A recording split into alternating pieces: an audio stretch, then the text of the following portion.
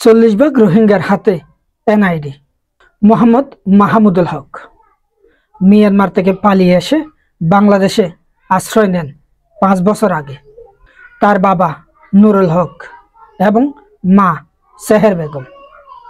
মিয়ানমারের রাখাইন রাজ্য থেকে পালিয়ে আসা এ ব্যক্তি কক্সবাজারের উখিয়ার রোহিঙ্গা ক্যাম্পে এক তরুণীকে বিয়ে করে 56,000 বর্গমাইলের এই দেশে স্থায়ী হওয়ার চেষ্টা শুরু করেন।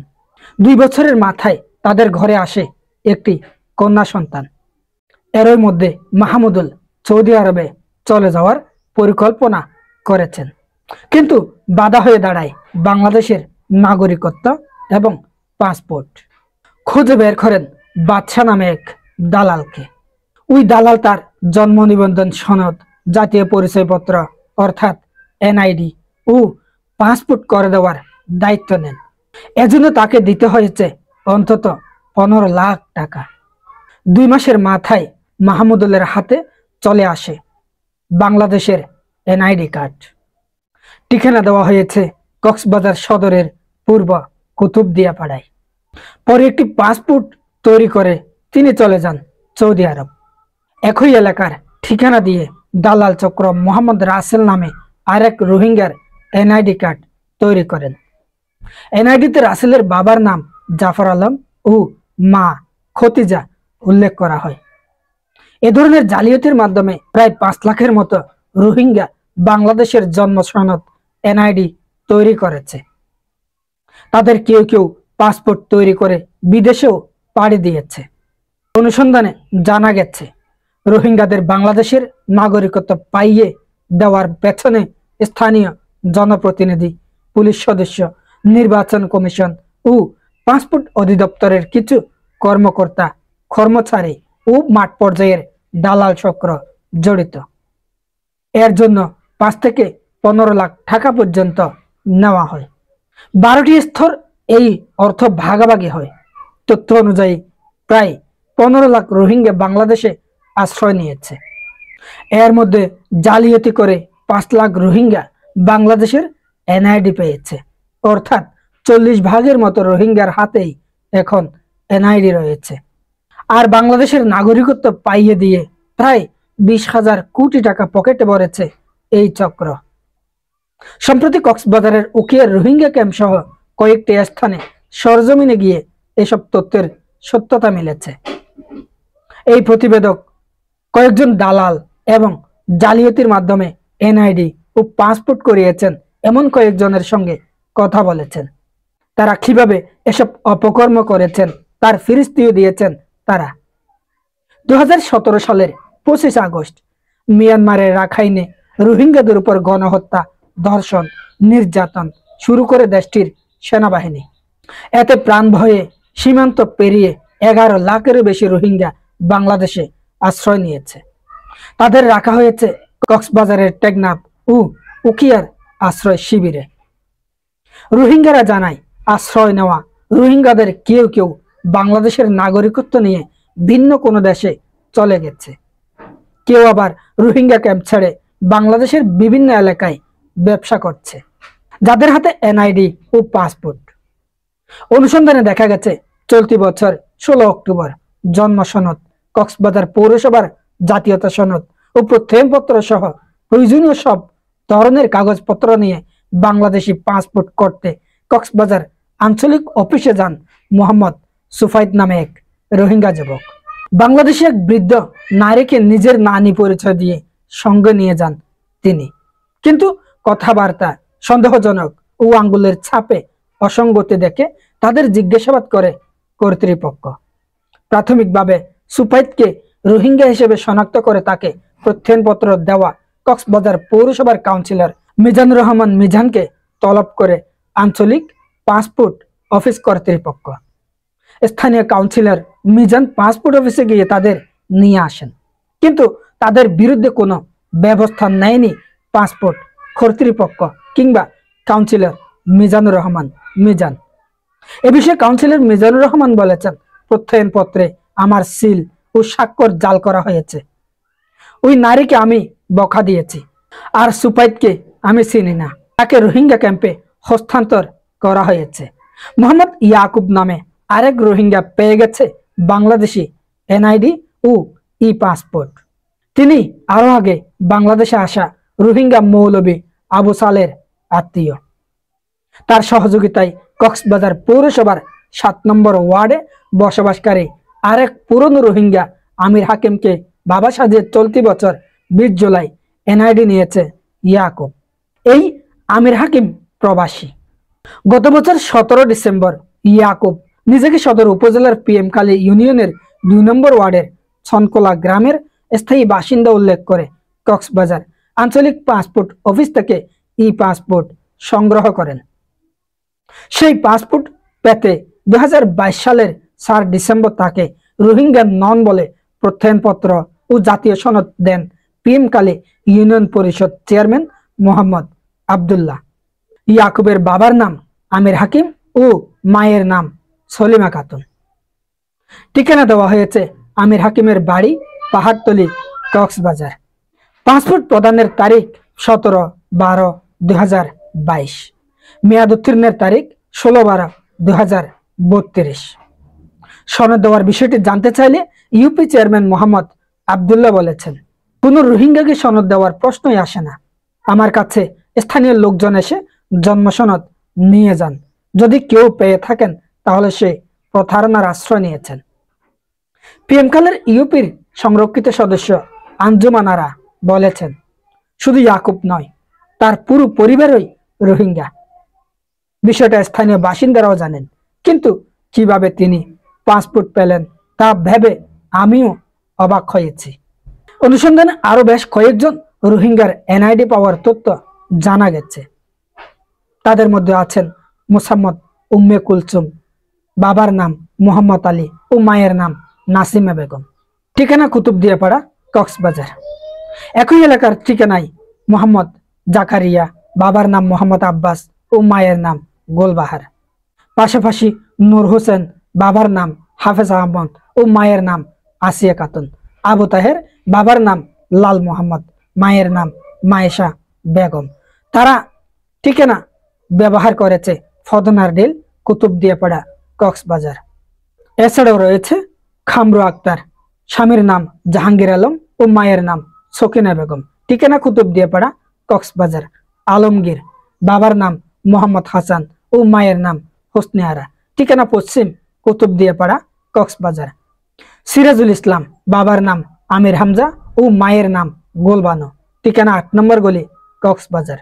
মোহাম্মদ ইসমাইল, বাবার নাম শামসুল আলম, মায়ের নাম মুস্তফা খাতুন। ঠিকানা ফদনারডিল, কক্সবাজার। মিজান, বাবার নাম কবির আহমদ ও মায়ের নাম হাজারা খাতুন। ঠিকানা পশ্চিম কুতুবদিয়াপাড়া। এমন অহরহর নাম রয়েছে কুতুবদিয়াপাড়া বা কক্সবাজার সদরের এলাকায় ঠিকানা ব্যবহার করে অনেকেই জাতীয় সনদ, এনআইডি কার্ড, জন্ম নিবন্ধন বা অন্যান্য বিভিন্ন সরকারি বিভিন্ন ডকুমেন্টস গুলো সংগ্রহ করেছে এই রোহিঙ্গাগুলো। এছাড়াও কক্সবাজার পুরো জেলা বা বাংলাদেশের বিভিন্ন এলাকায় এই রোহিঙ্গাগুলো ছড়িয়ে ছিটিয়ে রয়েছে। তারা এক এক সময় এক এক নাম ব্যবহার করে বা বিভিন্ন বাংলাদেশি নাগরিকদেরকে ফুসলিয়ে বা বিভিন্ন টাকা পয়সার উৎকোষের বিনিময়ে তাদেরকে মা বাবা সাজিয়ে এই অকাজগুলো বা অপকর্মগুলো করে আসছে নিত্যদিন। এই অপকর্মে রয়েছে প্রায় 40 দালাল চক্র। সরজমিনে জানা গেছে রোহিঙ্গাদের পাসপোর্ট পেতে টাকার বিনিময়ে সহযোগিতা করেন উখিয়ার পালংখালীর জহির, মনখালীর শামসুল ইসলাম, কক্সবাজার শহরের সমিতিপাড়ার নাসির, হিমছড়ি বাহারছড়ার জসিমউদ্দিন, গুনারপাড়ার শাহাবুদ্দিন জনি, রুমালিয়ার ছড়ার জাহাঙ্গীর, মসজিদ মার্কেটের নিস্তলার মেহেদি, কালুর দোকানের বশির ও হারুন সহ অন্তত 40 জন। তাদের নিয়মিত বিচরণ ক্ষেত্র পাসপোর্ট অফিস, আদালত চত্বর, পৌরসভা গেট ও জেলা কার্যালয়, জেলা নির্বাচন কার্যালয়ের আশপাশের এলাকা। এমনকি তাদের মধ্যে অনেকেই শহরের রীতিমতো অফিস খুলে বসেছেন প্রশাসনের নাকের ডগায়। দালাল চক্রের সঙ্গে জনপ্রতিনিধি, নির্বাচন কমিশন, পাসপোর্ট অধিদপ্তর এবং আইনশৃঙ্খলা বাহিনীর কতিপয় সদস্যের জড়িত থাকারও তথ্য মিলেছে। এ দালালের মধ্যে শাহাবুদ্দিন জনির সঙ্গে রোহিঙ্গা পরিচয় দিয়ে যোগাযোগ করেন এই প্রতিবেদক। তবে রোহিঙ্গা ভাষায় কথা বলতে না পারায় তিনি ঝামেলা আজ করে পিছিয়ে যান। পরে স্থানীয় এক ব্যক্তি জনির সঙ্গে কথা বলেন। জনি জানান, রোহিঙ্গাদের জন্ম সনদ, এনআইডি ও পাসপোর্ট তৈরি করে দিতে 15 লাখ টাকা পর্যন্ত নেওয়া হয়। এই টাকার ভাগ পান জনপ্রতিনিধি, পাসপোর্ট, নির্বাচন কমিশন সহ প্রশাসনের লোকেরা। সব টাকা প্রথমে দালাল নেয়, তার কাছ থেকে ভাগ হয়ে নির্দিষ্ট অঙ্কের অর্থ চলে যায় জিম্মাদার, কাউন্সিলর ও তার ব্যক্তিগত সচিব, পিএস, ইউপি সদস্য, চেয়ারম্যান, ছবি ও ফিঙ্গারপ্রিন্ট গ্রহণকারী, নির্বাচন কমিশন, পাসপোর্ট অফিসের কর্মকর্তা, কর্মচারী, পুলিশের তদন্ত প্রতিবেদনদাতা, রোহিঙ্গা নয় এমন প্রত্যয়নপত্র ও ভূমি সনদের প্রত্যয়নপত্র যারা দেন তাদের কাছে। রোহিঙ্গাদের ভোটার হওয়ার প্রক্রিয়া সম্পর্কে প্রতিবেদককে অবহিত করেছেন জালিয়াতির সঙ্গে জড়িত শহরের ঘোনারপাড়ায় বসবাসকারী এক দালাল। আব্দুর রহমান নামে পরিচয় দিয়ে একজন বলেছেন, রোহিঙ্গাদের পাসপোর্ট পাওয়া স্থানীয়দের চেয়ে সহজ, কারণ রোহিঙ্গারা চুক্তি করেই পাসপোর্ট করে। ধরা যাক কোনো রোহিঙ্গা পাসপোর্ট করতে এসেছে, সে যখন কোনো দালালের মাধ্যমে অনলাইনে ফর্ম পূরণ করবে, সঙ্গে সঙ্গে ফর্মটির ছবি হোয়াটসঅ্যাপের মাধ্যমে পাসপোর্ট অফিসের সংশ্লিষ্ট কর্মকর্তার কাছে চলে যাবে। সেই পাসপোর্ট যাচাই করবেন কোন কর্মকর্তা, খবর রাখবে দালাল চক্রটি। সেই কর্মকর্তাকেও টাকা দেওয়া হয়। কক্সবাজারে পাসপোর্ট পেতে সমস্যা হলে বান্দরবন বা চট্টগ্রাম পাসপোর্ট অফিস থেকে নেওয়া হয়। এত টাকা রোহিঙ্গারা কোথায় পায়? এমন প্রশ্নের জবাবে একটি দালাল চক্রের প্রধান রমজান মিয়া বলেছেন, যেসব রোহিঙ্গা এনআইডি কিংবা পাসপোর্ট করায় তাদের অধিকাংশই মাদক, অস্ত্র পাচার সহ নানা অপরাধে জড়িত। এছাড়া অনেক রোহিঙ্গার স্বজন বিদেশে রয়েছে কিংবা স্থানীয়ভাবে প্রতিষ্ঠিত, তাদের অর্থের অভাব হয় না। প্রায় 5 লাখ রোহিঙ্গার হাতে এনআইডি। অনুসন্ধানে জানা গেছে, রোহিঙ্গাদের বাংলাদেশি এনআইডি পাওয়া ঠেকাতে কক্সবাজারের 9 ও দক্ষিণ চট্টগ্রামের 8 উপজেলা সহ আশপাশের 31 উপজেলাকে বিশেষ অঞ্চল ঘোষণা করেছে নির্বাচন কমিশন। এই অঞ্চলের লোকজনকে ভোটার হতে হলে একটি বিশেষ ফরম পূরণ করতে হয়। এই বিশেষ ফরম যাচাইয়ের জন্য উপজেলা নির্বাহী কর্মকর্তার নেতৃত্বে গঠন করা হয়েছে একটি বিশেষ কমিটি। সেই বিশেষ কমিটির সুপারিশ ছাড়া কাউকে ভোটার করা হয় না। তারপর রোহিঙ্গাদের হাতে হাতে এনআইডি ও পাসপোর্ট। রোহিঙ্গাদের এনআইডি ও পাসপোর্ট করার সঙ্গে যারা জড়িত তাদের টাকা দিয়ে নিয়ন্ত্রণ করছে বিদেশে থাকা রোহিঙ্গা গোষ্ঠী ও স্থানীয়দের সঙ্গে মিশে যাওয়া পুরনো রোহিঙ্গারা। এ বিষয়ে কক্সবাজার জেলার রোহিঙ্গা প্রতিরোধ কমিটির সভাপতি মাহবুবুর রহমান বলেছেন, 1982 থেকে 2023 সাল পর্যন্ত গত 41 বছরে যারা এসেছে তাদের মধ্যে কমপক্ষে 5 লাখ রোহিঙ্গা এনআইডি সংগ্রহ করেছে বলে আমরা অনেকটা নিশ্চিত হয়েছি। তিনি আরো বলেন, সৌদি আরব, দুবাই, বাংলাদেশি সহ আরো কয়েকটি দেশে লাখখানেক রোহিঙ্গা রয়েছে যাদের হাতে বাংলাদেশি পাসপোর্ট রয়েছে। তারা ওইসব দেশের যেসব এলাকায় থাকে সেগুলো বারমাইয়াপাড়া নামে পরিচিত। আমি নিজে 2 বার সৌদি আরব গিয়ে দেখেছি, সেখানকার নাক্কারা, সংবানিয়া, গজা এলাকা বারমাইয়াপাড়া নামে পরিচিত। সেখানকার কমপক্ষে 20,000 রোহিঙ্গার কাছে বাংলাদেশি পাসপোর্ট রয়েছে। তাদের হাতে কি করে পাসপোর্ট গেল? এমন প্রশ্নের জবাবে মাহবুবুর রহমান বলেছেন, স্থানীয় জনপ্রতিনিধি, ভেরিফিকেশন কর্মকর্তা, পাসপোর্ট অফিসের অসাধু কর্মকর্তা ও একটি চিহ্নিত দালাল চক্র বছরের পর বছর এই অপকর্ম করে যাচ্ছে। শুধু পাসপোর্ট অফিসে নয়, এই চক্রটি রোহিঙ্গাদের ভোটার হতেও সহযোগিতা করছে। অন্য এক প্রশ্নের জবাবে তিনি বলেছেন, জাতীয়তার সনদ ও এনআইডি পেয়েছে এমন অনেক রোহিঙ্গাকে আমরা প্রাথমিকভাবে চিহ্নিত করেছি। তাদের এনআইডি বাতিল করতে জেলা নির্বাচন কার্যালয়ে লিখিত আবেদন করেছি। এ পর্যন্ত কয়েক দফায় প্রায় 1000 রোহিঙ্গার তালিকা জমা দিয়েছি। তবে নির্বাচন কমিশন এ বিষয়ে কি করেছে আমরা জানি না। রোহিঙ্গাদের ভোটার হওয়ার প্রক্রিয়া। স্থানীয় বনে যাওয়া পুরনো রোহিঙ্গাদের সহযোগিতায় নতুনরা ক্যাম্প ছেড়ে কক্সবাজারের রোহিঙ্গা অধ্যুষিত কোনো গ্রামে আশ্রয় নেয়। এরপর জন্ম নিবন্ধন পেতে দালাল চক্রের সঙ্গে যোগাযোগ শুরু করে। দালালের পরামর্শে ওই গ্রামের কিংবা আশপাশের গ্রামের ভোটার এমন কাউকে টাকা দিয়ে বাবা মা সাজায়। দালালদের সহায়তায় স্থানীয় জনপ্রতিনিধির মাধ্যমে তারা জন্ম নিবন্ধন সনদ নেয়। পরবর্তী ধাপে ভোটার তালিকার বিশেষ ফরমে সাজানো বাবা মার সব তথ্য ব্যবহার করা হয় এবং আগের জনপ্রতিনিধির স্বাক্ষর ও সহযোগিতায় বিশেষ কমিটির অনুমোদন নেওয়া হয়। কাজ বাকি থাকে শুধু ছবি তোলার ও আঙ্গুলের ছাপ। এখানেও যাতে কোনো সমস্যা না হয় তার জন্য আগে থেকে ম্যানেজ করা হয় নির্বাচন কমিশনের সংশ্লিষ্ট কর্মকর্তাদের। এই পুরো প্রক্রিয়ায় 10 থেকে 12 লাখ টাকা দিতে হয় রোহিঙ্গাদের। পুলিশের এক কর্মকর্তা বলেছেন 5 থেকে 15 লাখ টাকার বিনিময়ে এই ধরনের পাসপোর্ট তারা করিয়ে দেয়। একেবারে জাতীয় পরিচয়পত্র থেকে শুরু করে পাসপোর্ট হাতে পাওয়া পর্যন্ত যতগুলো ধাপ রয়েছে সব ধাপে সংশ্লিষ্ট ব্যক্তির প্রত্যেকের কাছেই টাকার ভাগ চলে যায় বলে আমরা নিশ্চিত হয়েছি। এই পুলিশ কর্মকর্তা জানান, কক্সবাজারের 9টি উপজেলার 71টি ইউনিয়নেই কম বেশি রোহিঙ্গা বসবাস করে। তবে কক্সবাজার পৌরসভা, ঈদগাঁও, জিলংজা, PM কালী, উখিয়া ও টেকনাফের প্রায় প্রতিটি ইউনিয়নে স্থায়ীভাবে বসবাস করা রোহিঙ্গাদের হার বেশি। এ বিষয়ে কক্সবাজার পৌরসভার মেয়র মাহবুবুর রহমান চৌধুরী বলেন, শহরের পাহাড়তলি, বৃহত্তর ঘোনারপাড়া, বাস টার্মিনাল, কলাতলি, সমিতিপাড়া, কুতুবদিয়াপাড়া, নুনিয়ারছড়া ও পেশকারপাড়া সহ কয়েকটি এলাকায় রোহিঙ্গারা ছড়িয়ে ছিটিয়ে স্থায়ীভাবে বসবাস করছে। তাদের অনেকে NID নিয়েছে।